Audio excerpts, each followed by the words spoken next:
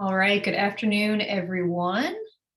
Welcome to our leading inclusion session. I'm just going to briefly introduce the session and introduce Caitlin and Sean, and we'll get going. Sean is going to present today, and then we'll leave an opportunity for some questions if you want to introduce yourself in the chat so people can get to know you, or if you want to ask any questions that way, you certainly can. I'm just going to let a couple other folks in here. So Hire for Talent is an initiative delivered by CBDC Restigouche in New Brunswick with support from the federal government, with an overall goal of building an inclusive Canadian workforce. Growing your business requires the ability to attract talent in a shrinking market. Many of us are experiencing those challenges right now. We hear often from our small businesses. Workplaces with a diverse, healthy, inclusive culture are becoming employers of choice. So how do you become that employer of choice? Hire for Talent is focused on workers with disabilities because this talent pool and the support services attached have profound impact on workplace inclusion. This webinar will provide a practical introduction to workplace diversity and inclusion with a specific focus on candidates and workers with disabilities. In the face of an uncertain future, employers can learn how to engage this diversity group to build inclusion competencies across their organization. Diverse and inclusive businesses are 6 times more likely to be innovative, which is vital, especially now for our new normal. So today I'm pleased to welcome Sean McEwen, CBDC's Workplace Diversity and Inclusion Consultant from Realize Capacity Consultants in Calgary. Sean is well known in the workplace diversity and inclusion space and has extensive experience in public speaking at both provincial and national levels. And I really quickly just want to thank Caitlin Woods as well from CBDC for assisting us with the planning for today's session. So to tell us more, please welcome Sean. Hi, everyone. I'll say good afternoon. It's morning here, but I understand there's a time difference and that it's much later there. This is why when people from Calgary go to Newfoundland, everyone thinks we're rock stars, because at 1:30 in the morning, it's still only 10 o'clock at night for us. I don't tell people that, though. It'll be embarrassing. I'm going to share my screen so that we can go through this material together. So where am I here? All right.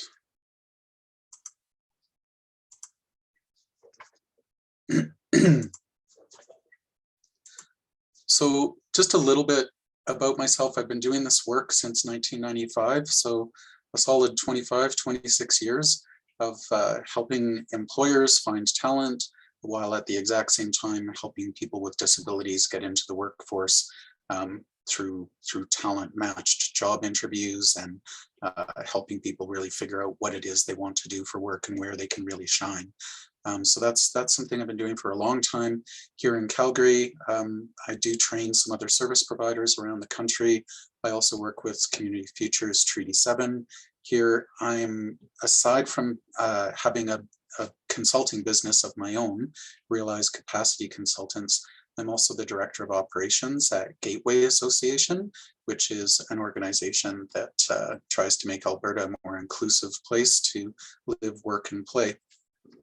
So with that, I think we've got a good introduction to Hire for Talent.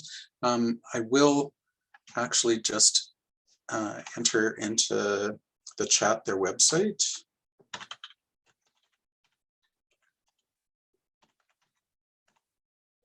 hirefortalent.ca has awesome resources for employers that might be interested in getting some more information about hiring people with disabilities. Their website is just full of tools, information, links, resources, anything you want to know, you can probably find out there, or at least link to where you would want to go.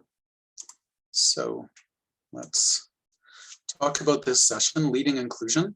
The main objectives are just a deeper understanding of workplace diversity and inclusion, understanding sustainable workforce strategies, identifying common ground that employers and service providers share, and identifying effective strategies for collaboration so that we can achieve our goals. Service providers have goals in terms of the work they're doing with their job seekers, and employers have goals every time they hire someone. And strangely enough, those goals are absolutely 100% identical. And that's a conversation that we need to have. So let's start with this concept that some people might consider radical, but I consider part of my daily work and my daily lived experience doing this work. The workplace inclusion of people with disabilities can help future-proof your business. When something is new to us, we often perceive it as a risk, but in the case of hiring people with disabilities, we're actually mitigating risk. In order to understand how the workplace inclusion of people with disabilities can help future-proof your business, we have to look at what's happening to our workforce in a larger context, and we have to look at why diversity and inclusion matter so much. So the reasons that diversity and inclusion matter so much right now are sustainable workforce development, positive workplace culture and performance, attracting talent, and enhancing your company brand, especially as the diversity of customers increases. So these are some very important reasons why this matters, but let's explore them on a slightly deeper level. So when I talk about sustainable workforce development, what I'm talking about is the fact that in 60% of the world, while 60% of humans are living in countries with stagnant or shrinking workforces. So this is a fairly global phenomenon. And I know when we were younger, we were all anticipating overpopulation being the single biggest threat to mankind. That hasn't panned out the way we thought it would. In fact, in a lot of countries, people are being born at a slightly slower rate than they're dying. And that's definitely happening in Canada. So over the next less than 15 years, over the next 10 to 14 years, about 25% of Canada's workforce will be aging out and leaving. That's a huge amount of people that will leave our workforce. And the only way to replace that, unless we have a time machine and can go back and convince people to have more babies 15 years ago, the only way to fix this issue is through immigration and through untapped talent pools. So diversity, inclusion, and workplace culture are all going to factor into job choices. They currently do factor into job choices, especially for younger generations, for millennials and Gen Z, Gen Y. What we need to be cognizant of is that with this shrinking in the labor force and an increase in diversity and younger generations that care about diversity, we need to think about who will be employers of choice as we enter the future of work. So we know that this change is coming. It's well researched and documented. We know that we'll have to adapt. And we also know that responding to these coming demographic changes and developing sustainable workforce strategies will take time. And that successful adaptation will absolutely involve inclusive workplace cultures and diversity. So the employers that start this journey now are the ones that are more likely to succeed and be able to attract talent in the future of work. So as we lose 25% of our workforce, we also have this very large population, in fact, a growing population of working age people with disabilities who are under-recognized as a talent pool and quite underemployed. The average stats say that only 59% of Canadians with disabilities working age are employed compared to 80% of Canadians without disabilities. The stats are actually far worse than that because you have to consider how the government collects those stats. If you've been out of the workforce for a long time, or if you've never even entered the workforce, you're not even counted in those stats. Also, depending on the type of disability you have, that stat can deteriorate dramatically. So for instance, people with intellectual disabilities, people with mental health disabilities, you might see that stat go as low as 30% or even 25% of people who are working. There are some social justice issues associated with folks with disabilities being unemployed and living in poverty and isolation.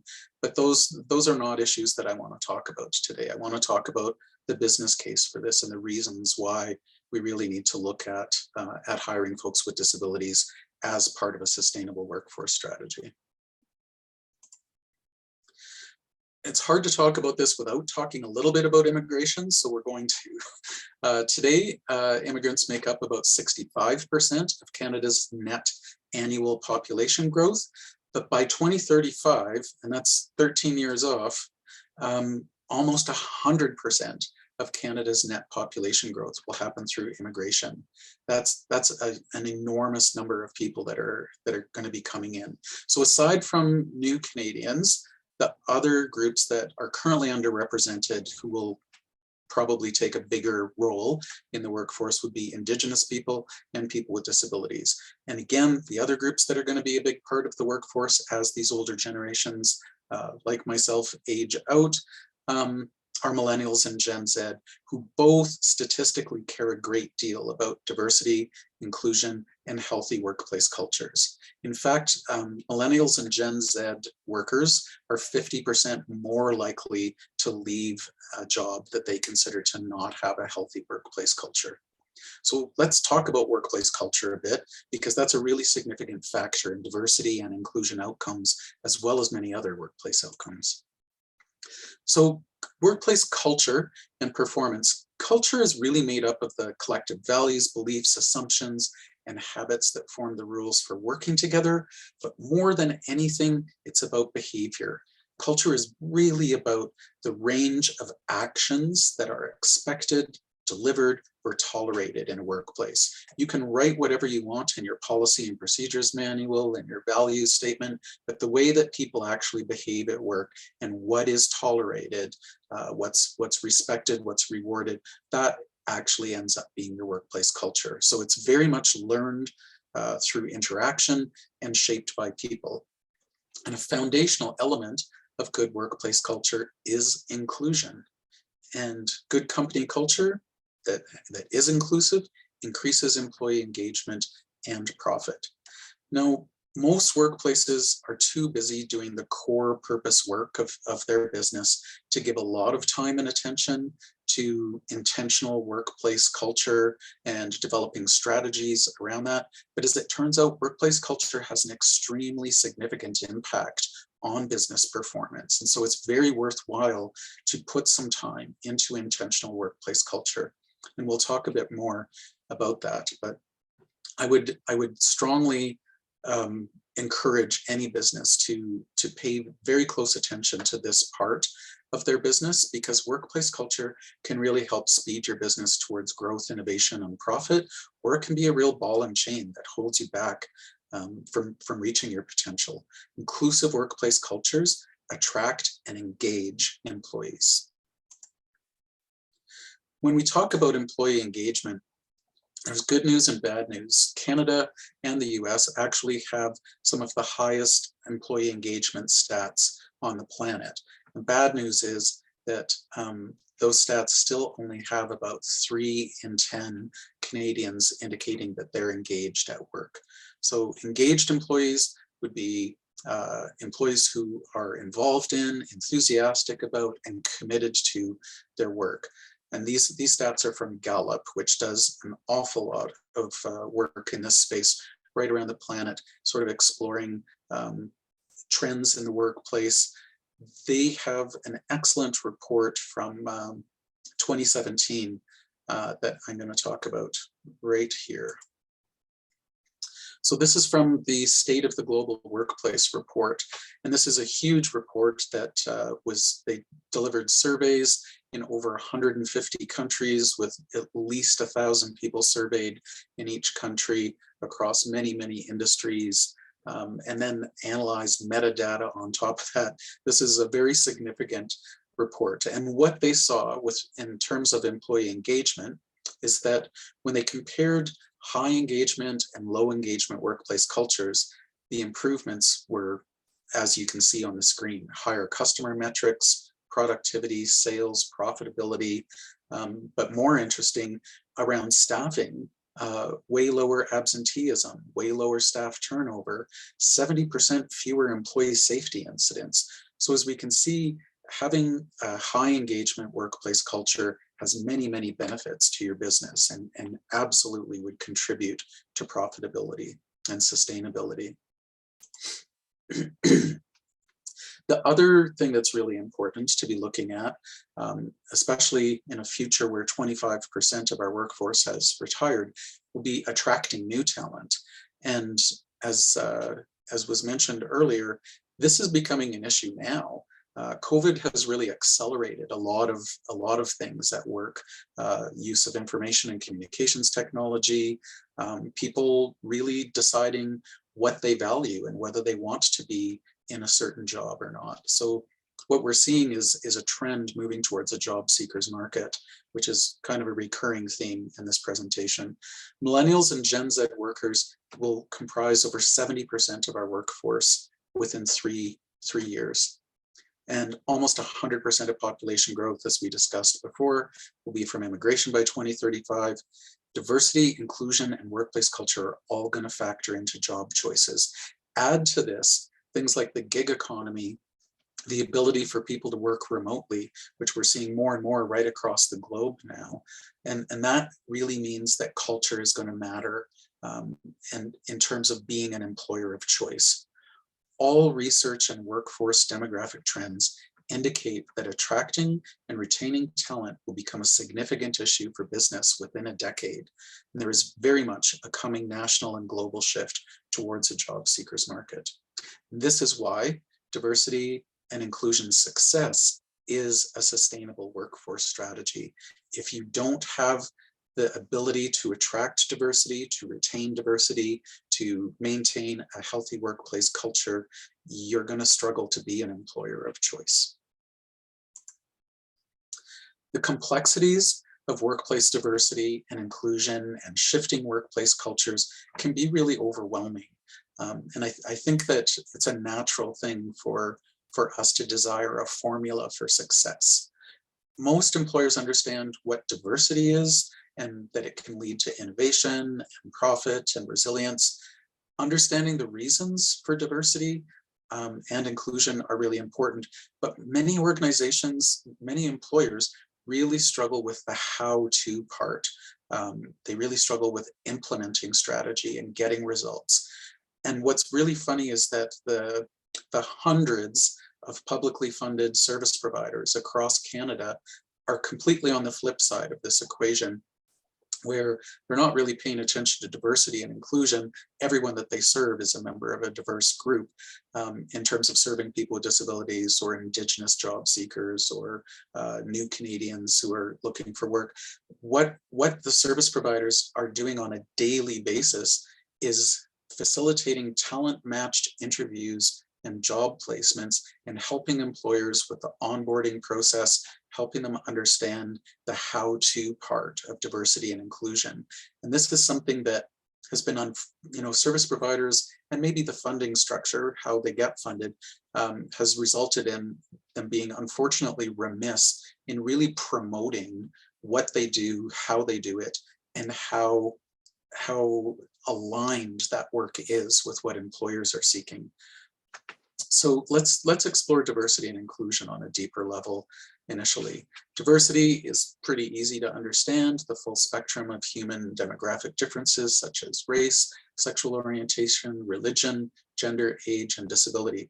What's important about diversity is not just that there is difference, it's about the diversity of thought and experience that people are bringing to the table. It's about those different perspectives and approaches to problem solving. And we're focused on disability as diversity within this workshop because this is a diversity group that can have a profound impact on workplace diversity and inclusion results, especially when paired with a service provider collaboration. It's worth noting, and we've seen this over the last 3 years now, when this presentation was originally drafted, COVID didn't exist yet. So it's worth noting that the future of work will be full of problems that we haven't even thought of yet. If you think back to 2018 and where you are today, you understand how many problems have come up over the last 2 years that we've had to solve, and ways that we've had to adapt.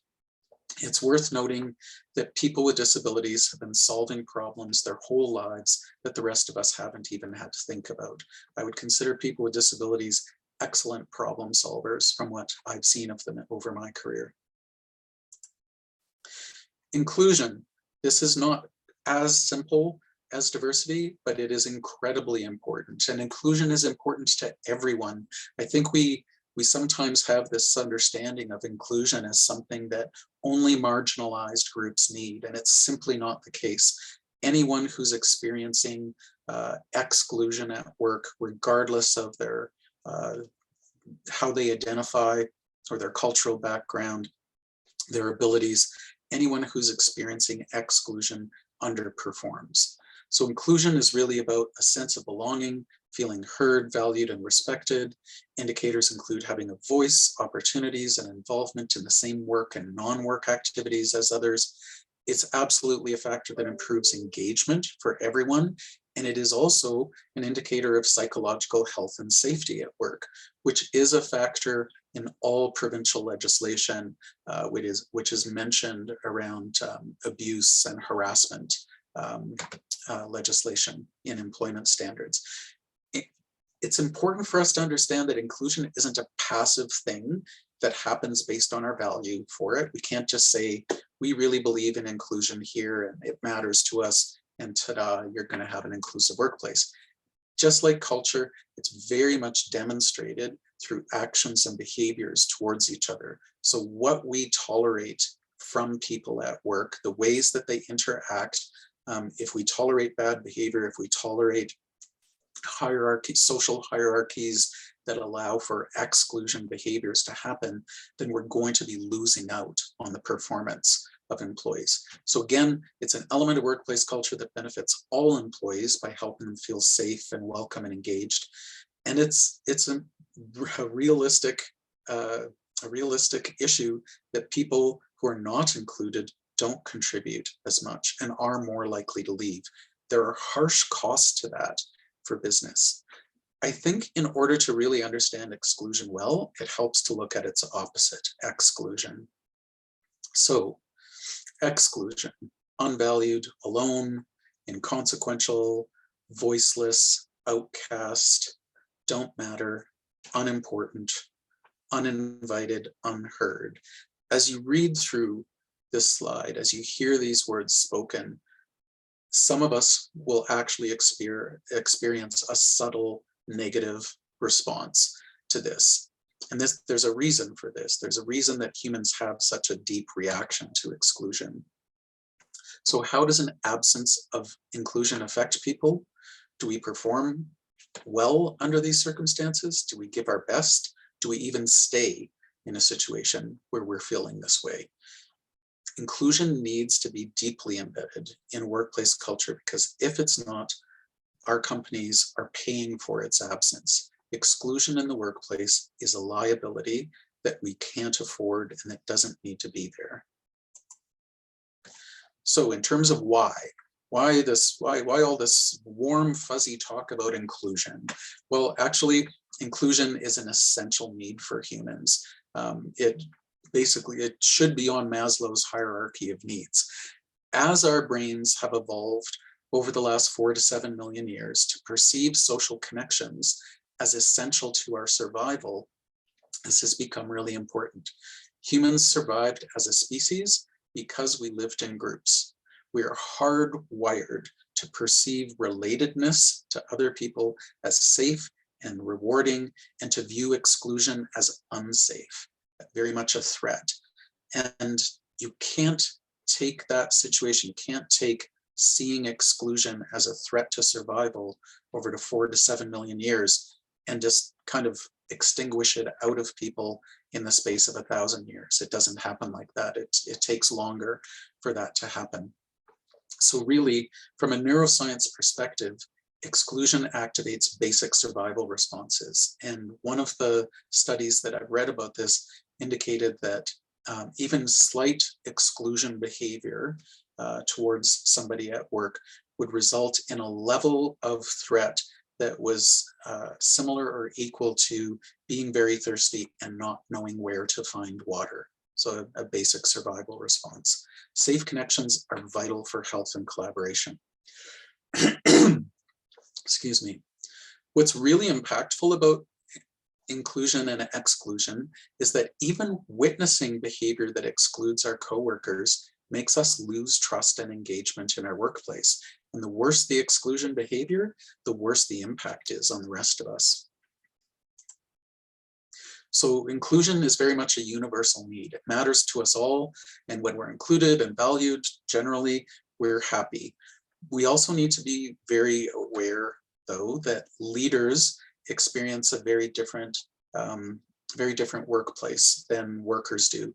In fact, leaders will generally rate their workplace about 20% higher on a inclusion metric than employees will. And the reason for that is just status. When you have more status, whether it's real or perceived at work, you don't encounter as many exclusion behaviors. So we can't take it for granted. And where this comes back to hiring people with a disability is that hiring someone with a disability for the first time kind of takes us out of our comfort zone, and it diverts our attention to actions and protocols that do include people and support their success. And ideally, that attention and action becomes habit. So this is why hiring, mentoring, and accommodating an employee with a disability can help employers to better hire, mentor, and accommodate and include all new employees, thereby fast-tracking diversity and inclusion capacity at work. This is very common when we're working with employers and introducing them to somebody with a disability. Employers almost seem, I think one of their biggest concerns about hiring a person with a disability is they're unsure if they have the ability to do a good job of hiring, mentoring, training, and including on an ongoing basis a person with a disability. They're just as worried about their own capacities as a supervisor as they're worried about hiring a person that might have limitations. And what ends up happening is because of that discomfort, people tend to focus a little bit more on getting it right. And again, what they discover is that the ways to get it right, especially when they're getting some coaching from a service provider, but the ways that they get it right actually work for everybody. It actually just makes for a more inclusive workplace that's more effective.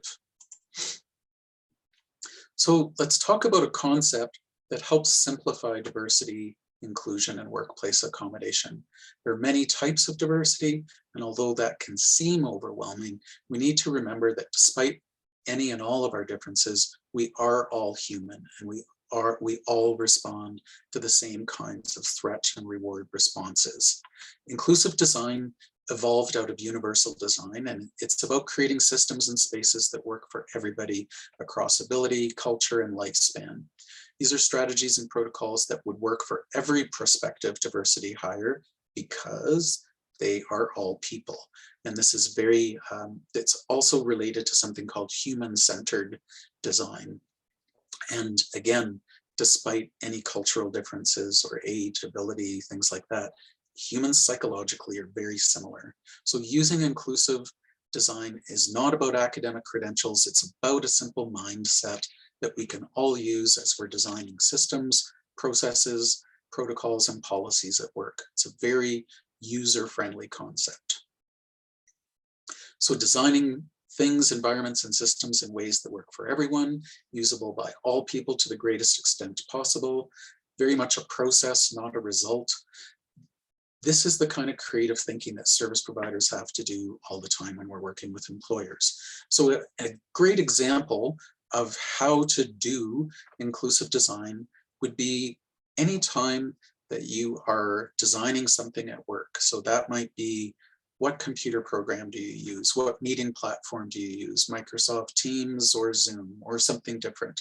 If you're purchasing office furniture, if you're moving into a new building because you're expanding, simply asking as you're assessing the design, the choice that you're making, as you're assessing that, simply asking who would be excluded by this environment, process, system, etc.? Who would be excluded by that? And then adjusting your choices and decisions based on that. That is essentially what inclusive design is. I can give you a really good example. This is something inclusive design can actually help eliminate the need for accommodations at future dates. So not too long ago, I worked for an organization that decided to move from an accessible building that had a bus stop right up front and a wheelchair ramp up to the door. They decided to move to a very non-central part of town, and they picked a building that didn't have a very functional elevator. It didn't have automated door openers. It didn't have ramps in it anywhere. And this was an organization that actually served people with disabilities. It also had no sidewalks. It had no bus stops out front. So this was one of the most inaccessible buildings that could have possibly been chosen by any employer, certainly by an employer that helps people with disabilities. And what ended up happening within 3 years, that employer needed to fork out a lot of money to cost share the development of a more accessible workplace. There were grants available through Enabling Accessibility Canada, but again, those grants tend to be cost shared. And for that organization that served literally hundreds of people with disabilities, it wasn't really a choice for them. They had locked themselves into a lease, and now they needed to correct that. Had they asked who would be excluded if we chose this building, they would have figured out really quick that it wasn't the right choice for them. So it's a simple process, and it isn't something that requires a university degree. Here's a great example of universal design. Ignore the equality versus equity words. That's what this slide was intended to be about.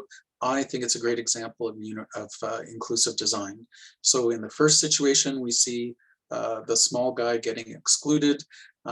In the second situation, we see a very specific accommodation that was made for him. In the third frame, we see how the need for accommodation could have been avoided altogether had people put in a wire fence rather than a picket fence. So this is an example that illustrates inclusive design. Other things that we see on a daily basis, the voice to text or text to voice stuff that we see in our Bluetooth, our smartphones. There used to be, well, I guess they still have this, but TTY systems for speaking to people who are hard of hearing or deaf. These phones that you had to put on a machine, and there would be a translator in the middle, and you would type, and it was quite a wild way to communicate with people who were hard of hearing or deaf. And now they just text or email, right? So there are many examples in our society of things that serve everyone. Actually, the wheelchair ramps in a busy shopping mall really come to mind, because I don't think I've ever seen a person in a wheelchair use one of those ramps. It's always a parent pushing a stroller, or an older person that has some mobility issues, or a delivery person with a dolly with 400 pounds of material on it. These are the kinds of things that get accommodated through inclusive design. So just thinking about what range of humans do we have to deal with, and what happens to people over a lifespan, when they get old, when they get pregnant, when they break a leg snowboarding. How will we make sure that everyone can be productive and included in our workplace? I'm rambling on a lot here. Anyone that has any questions or wants to comment, if you type something into the chat, I'm keeping my eye on the chat at the bottom. So if I'm going over material that doesn't make sense, or if you have questions, feel free to just type that into the chat, and I will be happy to respond. So how would we put inclusive design into place at work? Let's talk about employment accessibility. One of the big issues for people with disabilities is they'll say, I can't even apply for that job. It's on an applicant tracking system. It's an electronic application system because of my my visual impairment, my learning disability, my dyslexia, my whatever deficit or impairment that doesn't allow the person to respond in that way, they get shut out of the process.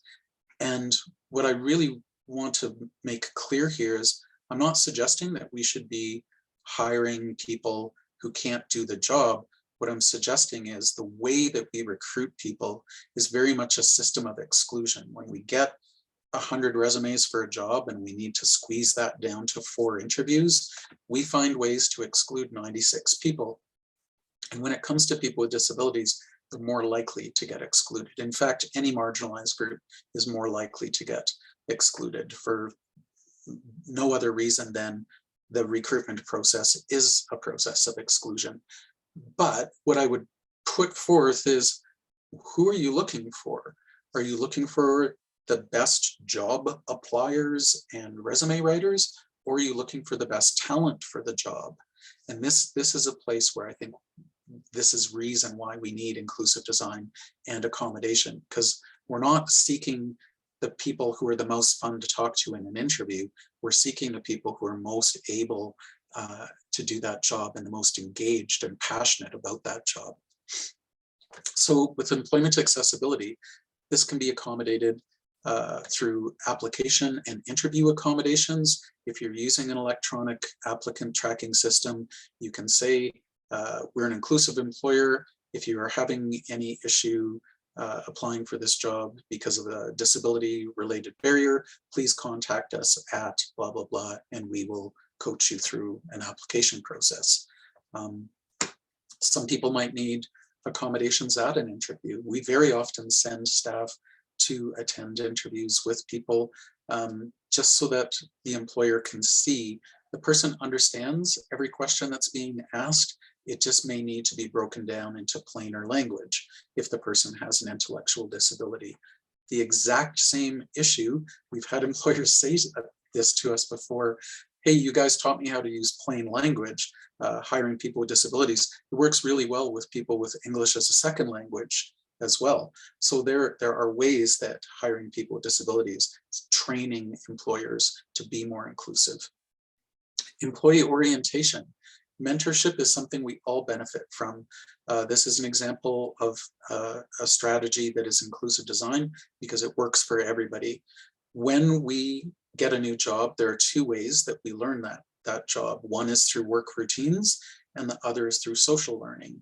If we have not put a mechanism in place to ensure that that social learning is happening as well, then we're missing out on that opportunity. And the single biggest factor in employee retention is how well they were trained.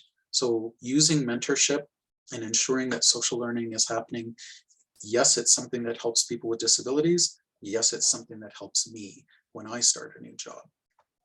Workplace culture, psychological health and safety. So having an inclusive workplace culture is very much inclusive design. That is something that works for people with disabilities, new Canadians, Indigenous people. It works for people who identify as Caucasian Canadians. It works for literally everyone. It is inclusive design. Cultural agility, realizing that people face different barriers than you do.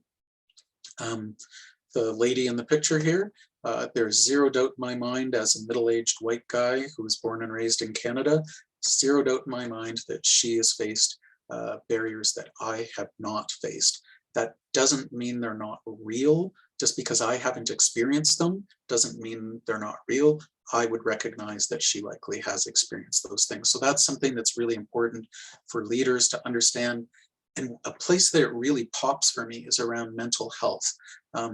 Because people can have mental health issues that you will look at and say, well, that's not a rational belief. Exactly. That's what a mental health issue is. It is an inability to be rational in a certain situation. That's a fact. So when we exercise cultural agility, we're understanding that just because I can't see what this problem is doesn't mean it's not real for that person, and I'm going to accommodate that person. For instance, emotional intelligence, awareness of self, biases, micro inequities, and clear leadership and expectations. That's an element of psychological health and safety that benefits everyone. So very often engaging in simple best practices meets the criteria for inclusive design. Service providers, if you have any disability service providers near you, can absolutely help employers become familiar with inclusive design, and you may find your non-disabled employees thanking you. So it's a good start to learn about this, but in order to make real change, we need to embed new knowledge in real work routines. Accessibility and psychological health. I want to talk about these two things quickly because they're both things that we see trending upwards in the workplace through legislation. So initially we see these things referred to in the UN Convention on the Rights of People with Disabilities, and then we see out of that legislation, Canada signed on to it. We are a state party that has agreed to the Convention on the Rights of People with Disabilities that does include in it the right to work and the right to have supports to work. Out of that, we see the Accessible Canada Act develop in 2018. And then the National Standard on Psychological Health and Safety in the Workplace. This actually came out in 2013 and is a voluntary standard that's connected to occupational safety standards across Canada. Although they haven't put it right into the occupational health and safety standards per se, I'm absolutely seeing the exact same language for psychological health and safety in the workplace, absolutely seeing the exact same language in provincial employment legislation, particularly around workplace harassment, bullying, abuse, things like that. So we're seeing this awareness of accessibility, psychological health and safety, which is really an element of workplace culture. It's trending upwards and it's starting to be legislated a little bit. So I think it's very important for employers to consider that being on the leading edge of this rather than trying to catch up with it is a good thing. And actually hiring people with disabilities and working with service providers assists you to understand these things better and to be compliant in these various pieces of legislation and guidelines. So getting down to some nuts and bolts of this, is there a framework for diversity and inclusion success? And I would say, yes, there absolutely is a framework for diversity and inclusion success. And it involves these three items: a growth mindset, intentional workplace culture, and collaborative experiential learning. So let's talk about these three items. Growth mindset is the simple belief that you and your colleagues or employees are capable of acquiring and applying new knowledge. Fixed mindset is the belief that you basically you knew everything you needed to know when you were 20 years old and it hasn't changed since. So a little bit of resistance to learning and applying new knowledge. Nobody's 100% growth or fixed mindset. It's all on a spectrum. But what's really important is, what do we believe about our capacity to learn, collaborate, and apply new knowledge? If we believe in the value of diversity and inclusion, do we also understand that there might be some things that we don't currently know and still need to learn, and that we can learn those things? That is where the growth mindset comes in. You have to believe that you need to learn some things and that you have the ability to learn and apply those things. Intentional workplace culture. This is something I was referring to earlier, the importance of intentional workplace culture. Assessing your culture for strengths and weaknesses, realizing that leadership really needs to be the culture champion, establishing very clear team norms based on the culture you want. So, that might be around something like civility and respect. We don't insult each other here. We don't, minimize each other here or denigrate each other, those kinds of things that in some places, and I've seen culture be very, very close, where you've got a lot of people who are really, really close to each other. And when they're close, emotionally and socially, they can take liberties with each other that really impact negatively and hurt each other's feelings. And so you can see really close workplace cultures that actually start to get a little bit toxic and impact negatively on people's performance. You can also just see cultures with high turnover rates where everyone is a virtual stranger to each other, and doesn't have very high regard. And as such, no one feels particularly valued or safe or cared for there. So establishing what do you want the culture to look like, and talking about that frequently, about what is important and what will not be tolerated. And really, and realizing, sorry, that what gets rewarded gets repeated. So whether that's bad behavior or good behavior, you tolerate something, it's going to get repeated. If you reward better behavior, it's going to get repeated. Real change requires paying attention, regular attention to goals. Hiring a person with a disability typically causes workplaces to pay unprecedented attention to its culture, including things like the onboarding, training, and communication processes at work. And when you're paying that much attention to those processes, strengths and flaws get revealed. And it can kind of force a little bit of positive culture change. That resulting clarity can really be used to create change that benefits all employees, including diversity groups. Collaborative and experiential learning. What's this about? Just learning with a partner, and learning by doing. So collaborating itself activates more of your brain for problem solving. When you're collaborating with someone like a service provider, for instance, you're actually smarter when you're doing that. More of your brain is getting activated for problem solving. It also increases your access to resources, ideas, and perspectives. Neuroscience tells us that effective collaboration releases oxytocin and dopamine, the exact same happy chemicals that dancing or hugging a loved one release. This increases our commitment and engagement. Action, so doing things. Action builds our capacity and teaches us far, far more than merely thinking about action. So thinking about getting better at diversity and inclusion might solve something for you, but it doesn't actually improve your capacity at diversity and inclusion. Only doing those things will result in increased capacity. The intentional formal collaboration of service providers and employers holds enormous potential for diversity and inclusion results. This is the opportunity that's before us right now, facing a future of work that is a job seekers market and is going to be very much about diversity, inclusion, and healthy workplace cultures. The time has really arrived for service providers and employers to have more dialogue and to work together more effectively to build the capacity and resilience of the Canadian workforce together.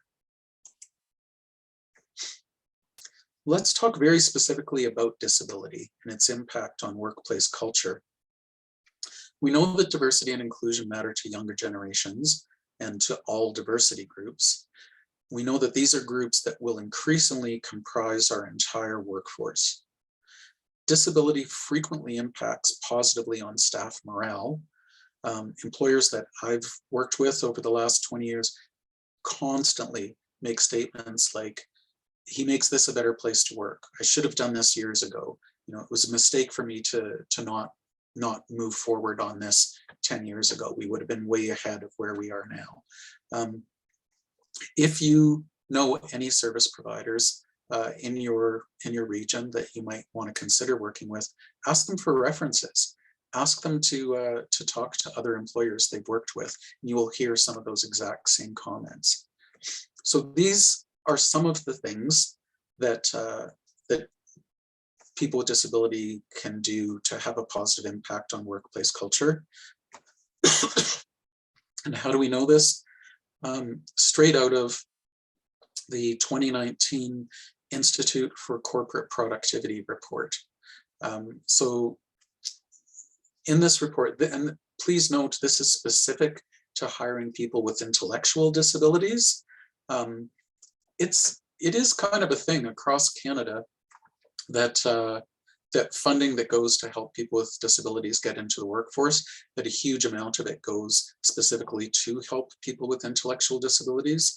So you'll see organizations like Canadian Association for Community Living and all of their provincial branches right across Canada. In Alberta, we have probably 50% of the employment funding for people with disabilities provincially is going specifically to people with intellectual disabilities, which is only about 1 or 2% of the entire population. Whereas people with disabilities, period, at least 22% of the population. So with regard to disability, some of the things that employers spoke up about, their culture was more attractive to other talent pools. The addition of highly motivated employees, enhanced employer brand, improved productivity, improved customer satisfaction. But the really important one for me is this one down in the bottom left corner. Noticeable increase in cultural competence across the organization as a result of disability inclusion education. So the insights gained through hiring people with disabilities and working with a service provider end up getting applied across all differences such as race, gender, ethnicity, age, etc. So a lot of employers, as almost half of the employers saying, yeah, this made us better at all diversity and inclusion. And these are self-reported results. I would strongly suggest that if they delved into that on a deeper level, they would see that that far more than 43% of employers benefited in that particular way, especially over a longer frame of time.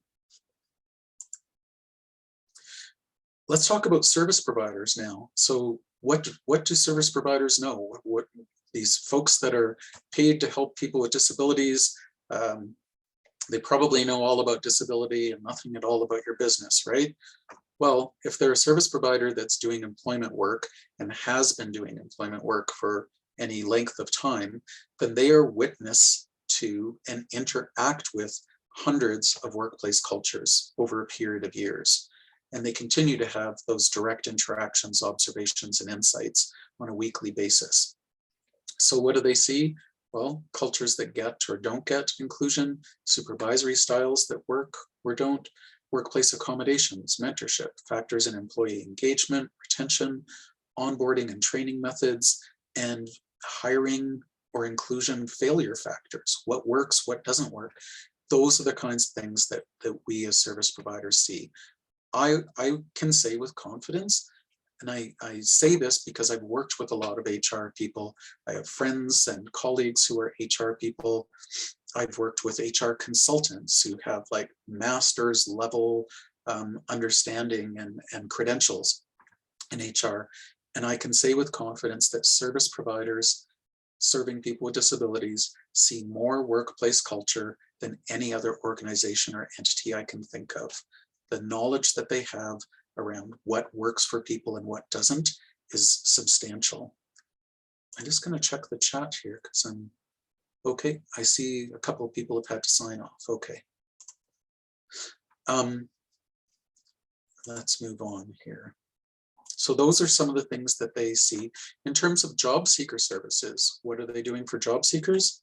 Helping them to identify strengths, interests, helping them to match those to job choices and explore those ideas, connecting them to occupational training, testing, skills development, educating them about work culture and employer expectations, and facilitating talent-matched employer introductions and interviews. These are just some of the services that job seekers with disabilities receive. Service providers also help people work on things like punctuality, personal presentation, and provide consultation around those things. So through all of these services, prospective employers really benefit as well, because they're getting pre-screened, more prepared people. In terms of the employer services being provided, talent sourcing, talent matching, interviewing and onboarding support, designing of accommodations or performance improvement plans, enhancing training and orientation processes, diversity and inclusion resources and coaching, and ultimately improved workplace culture through disability inclusion. Statistics say that employers experience hiring failure in 46% of their recruitment endeavors. So 46% of the time, almost 50% of the time, employers fail at selecting a great candidate. The person is a poor fit, or performs poorly, or they're terminated or leave. Service providers facilitating talent-matched employment experience much, much higher rates of success than that. We also build the employer capacity for more diverse and inclusive workplace. But what else could we be doing as service providers? That's a dialogue that Hire for Talent really wants to understand and to facilitate.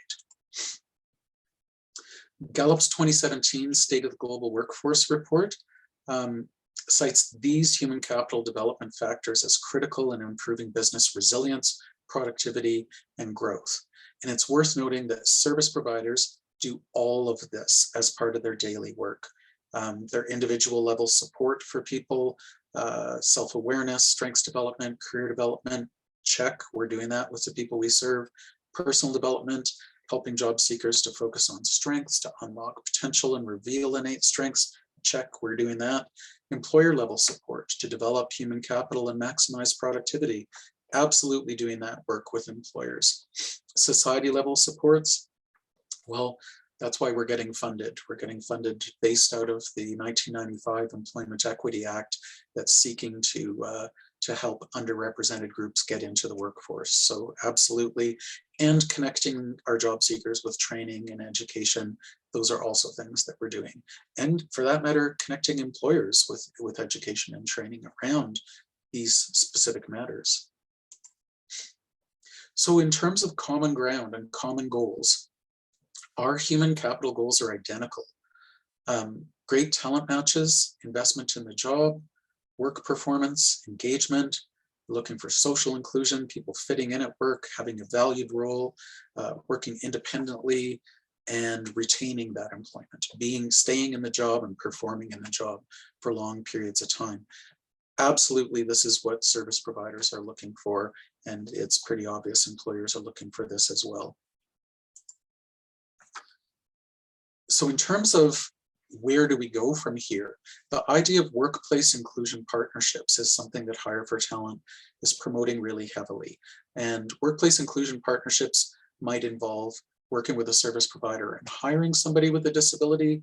It might simply involve providing interviews, informational interviews to people with disabilities to help them better understand what that sector is looking for in employees, so that they can see what skills they need to build. And while that's happening, you're building your comfort level, engaging with people with disabilities. You might have coffee meetings with service providers to explore trends in the local labor market, where workers are really needed. How can service providers help meet the needs of employers better? These are the questions that we should be discussing together right now. How can we advise and support each other for greater outcomes? The Hire for Talent website, again, includes extensive tools and information for employers or service providers, as well as a service provider directory. So if you're looking for a service provider, if your company operates in different regions, absolutely check out the hirefortalent.ca website, and you can find service providers there. Sorry. So that concludes the PowerPoint's presentation. I'm going to stop sharing this, and if anyone has any questions at all, feel free to turn on your mic and ask them directly, type them into the chat. I'm also going to type my email into the chat. So sometimes people aren't comfortable asking questions in front of other folks. So I provide my email. If you want to ask a question directly and privately, you're welcome to. Thank you, Sean, for that presentation. It was very, very interesting, and I definitely took some takeaways from that. I know others did as well. As he said, if you wanted to raise your hand or you wanted to pose a question in the chat box, feel free to do that. I can kick things off. I've got a couple of questions here. Just kind of some practical advice from you, Sean, for some of the employers that are on the line and hopefully will watch. But and I mentioned this to Caitlin when we were starting as well. We hear a lot about the importance of diversity and inclusive workplaces now. It seems more so now than ever before. You mentioned that the time really has arrived when you were presenting. Why is diversity and inclusion getting the recognition it deserves today, more so than it probably even did last year? Yeah, I think one of the reasons is just the changing demographics in the workforce. Younger people, I'm definitely noticing as somebody that hires people frequently. I work at an organization that's growing pretty dramatically actually over the last couple of years. And there's definitely a job seekers market kind of vibe to these younger workers. They want to know, what are the benefits of working here? What's the workplace culture like? What can I expect that serves me? So I think part of it is that. I also think that there's clear recognition. It's simple math to look at how many people are being born, how many people are dying, what's happening to our workforce. You know, when they're projecting a 25% loss of our workforce, they're not off by more than a percentage point or two about that. So we know that diversity is something that will increasingly be part of our workforce. That's great. I'm just going to check the chat really quickly. Another question I had too, which might be of interest to some of the employers, it can be intimidating and overwhelming at times, I think, for employers just to sort of say, you know, I'm not really sure if I have the capacity. I'm not really sure if I know enough or know what I really should know at this point about diversity and inclusion and an inclusive workplace. How do you recommend employers approach encouraging engagement, and they approach a positive and diverse workplace culture? Like, what if someone is looking at making small changes or really, you know, understanding perhaps better what they can do as an employer, whether it's a physical location or perhaps in a job advertisement? How can they really encourage that conversation and encourage an inclusive and diverse workplace? Sure. There's a few things. I mean, the first thing I would recommend is develop something of an inclusive employer statement, that we're an inclusive employer. We welcome people of all cultures, ages, genders, abilities to apply. If you need accommodations to apply for this job or for the interview process, let us know. That's an easy thing that you can do from a policy and values statement perspective.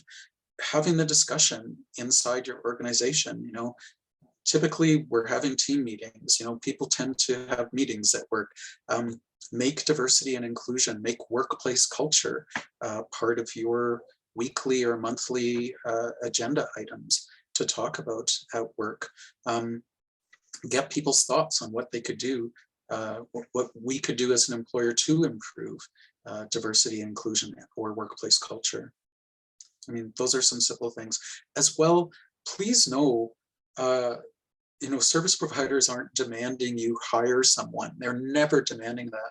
I tell my staff all the time, you know, they think my job is to find people jobs. And I say, you can't do that. You can't find people jobs. All you can do is find people job interviews. Only the employer can fulfill the other side of that equation.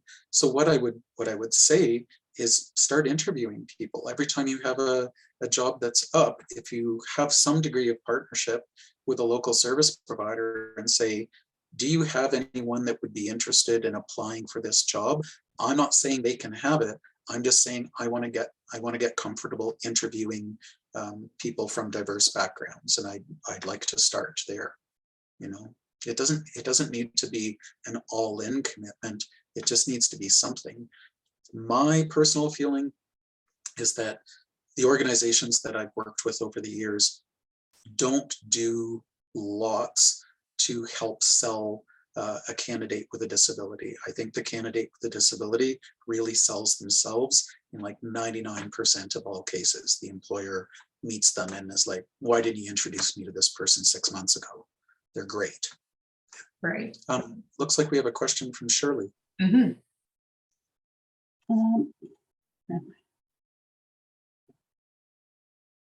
Hi, Shirley. Thank you. Hi. I just wanted to, I guess, touch base on what you said earlier about the perception of management or executive and how they see their organization as opposed to the percentage in the employers. Yeah. If the management or executive sees themselves in a way that is higher or don't even recognize that they're not being inclusive to the group, and then the vision is felt differently by the employers, how would you approach something like that to kind of share your thoughts or feelings on the lack of inclusion or the lack of diversity? Yeah, I just think a simple conversation around that, hey, I attended a presentation the other day and learned that that leaders on average rate the inclusivity of their workplace 20% higher than workers do.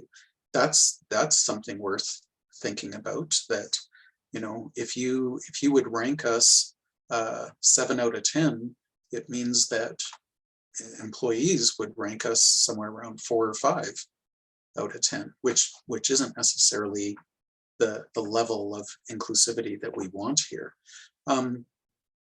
If you were to Google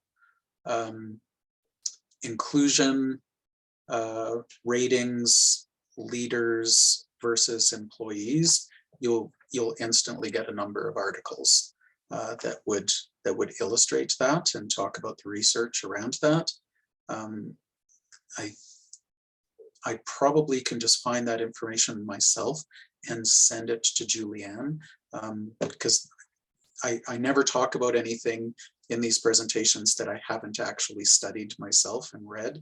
I think it was actually an article that was either in Forbes or Harvard Business Review that talked about that.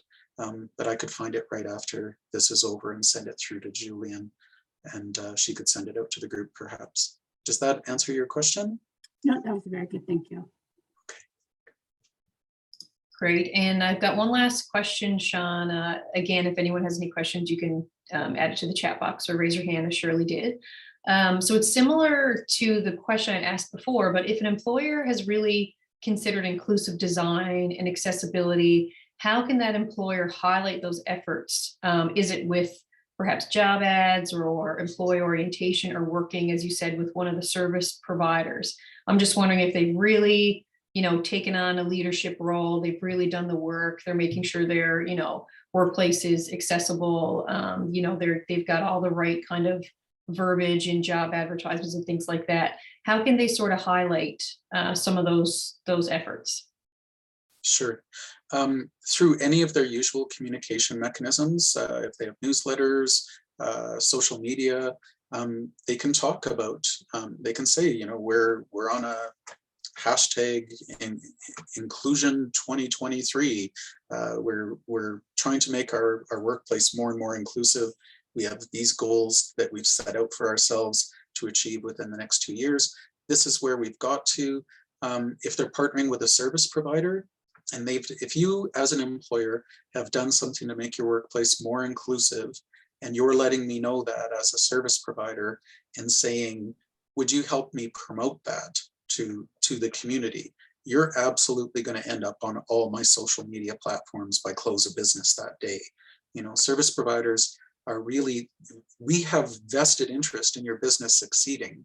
That's the other thing is, so the idea of a partnership with local service providers, feel free to ask them for that. Ask them for shout outs if you're doing something that's effective. Ask them for advice to help guide you, but also ask them for shout outs. Hire for Talent would promote that. Zero doubt in my mind that if you did something as a business owner to make your business more accessible or more inclusive, and you fired off a statement about that to Hire for Talent, I bet you'd see it on their social media platform within 24 hours.